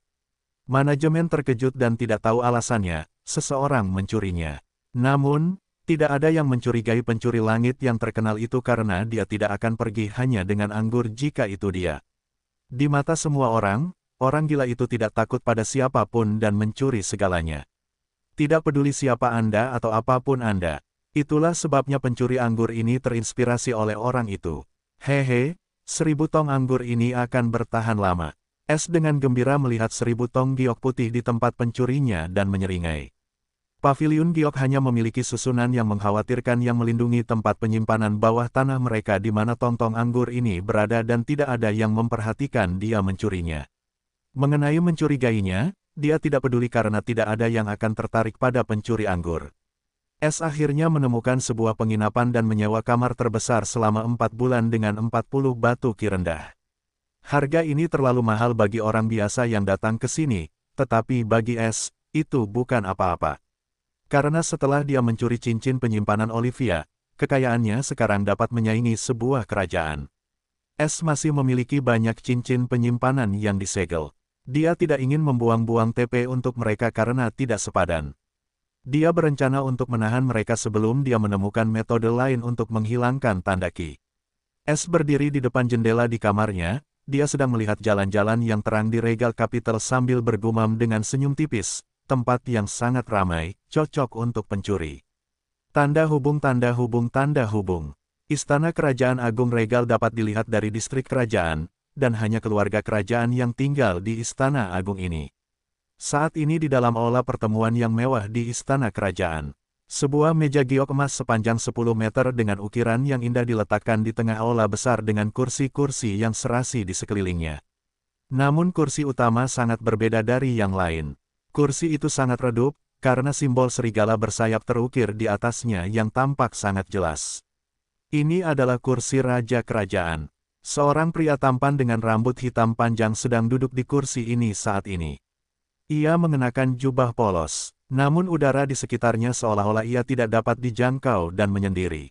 Di deretan kursi sebelah kirinya hanya duduk seorang wanita dengan wajah putih luar biasa dan tubuh ramping. Ia mengenakan gaun merah muda yang indah. Di sebelah kanannya, 10 orang duduk, 3 di antaranya wanita dan 7 pria. Semua orang mengenakan ekspresi serius di deretan kanan, dan orang yang duduk di kursi utama memiliki wajah termenung. Utusan yang terhormat, bagaimana perjalanan Anda? Saya benar-benar merasa terhormat memiliki orang seperti Anda yang menghiasi kerajaan saya dengan kehadiran Anda. Pria ramping dan tampan di barisan paling depan berbicara dengan senyum menjilat di wajahnya. Yang mengejutkan, pria ramping ini adalah Raja Kerajaan, Kale Valregal. Dia tidak duduk di tempat aslinya. Orang hanya bisa membayangkan patung utusan itu. Tidak apa-apa, hanya saja Ki di sini sangat tipis, aku merasa seperti tercekik. Wanita itu mendengus sebelum pria itu bisa mengatakan apapun. Ekspresi Raja Kerajaan sedikit berubah saat dia berbicara dengan senyum masam, saya minta maaf, utusan putri, tetapi kerajaan saya hanyalah kerajaan kelas 3. Ki di sini memang sangat tipis dibandingkan dengan tempat asalmu. Wanita itu hendak mengatakan sesuatu lagi dengan wajah tidak puas, tetapi pria di kursi utama memberinya tatapan tajam dan dia menelan apapun yang akan dia katakan dengan sedikit ketakutan di matanya. Apakah kamu menemukan sesuatu tentang pencuri itu? Pria itu berbicara dengan acuh tak acuh. Raja Kerajaan mengerutkan kening, mendengar ini, dan wajahnya sedikit menggelap. Semua ini salah bajingan itu yang muncul di kerajaanku. Tidak. Kami tidak pernah mendengar tentangnya setelah dia mencuri dari Lady Rune Crafter terakhir kali. Namun, orang-orang Pilflame dan Biskaling tersebar di setiap kota di kerajaan dan setiap kota dipersenjatai dengan disguise Shutter Mirrors. Jika pencuri kecil itu berani muncul lagi, dia akan menyesalinya. Raja Kale memastikan dengan senyum masam. Petik 2. Tidak, dia akan muncul di ibu kota ini. Pria itu berkata dengan suara seraknya dengan tenang dan tampak yakin. Mata semua orang menyipit mendengar berita mendadak ini. Ekspresi Raja Kale berubah buruk saat dia bertanya, bagaimana Lord Envoy bisa begitu yakin? Sangat sederhana, dia pencuri sejati, dan apa yang diminati pencuri. Lelaki itu menatap tajam ke arah Raja Kerajaan sambil bertanya kepadanya. Kekayaan atau apapun yang dia sukai. Raja Kale membuat tebakan samar. Tidak. Dia mungkin orang terkaya di wilayah tengah saat ini setelah dia mencuri dari seorang alkemis biru dan perajin rune mortal tingkat 2. Dia bahkan tahu cara membuka cincin penyimpanan, jadi katakan padaku apa yang dia inginkan. Pria itu mengungkapkan berita mengejutkan lainnya saat dia mengajukan pertanyaan. Dia bisa apa? Wajah Raja Kale penuh dengan keterkejutan dan semua orang di sisi kanan meja. Kamu tidak salah dengar. Dia bisa membuka cincin penyimpanan tanpa membunuh seseorang. Pria itu terkekeh dingin.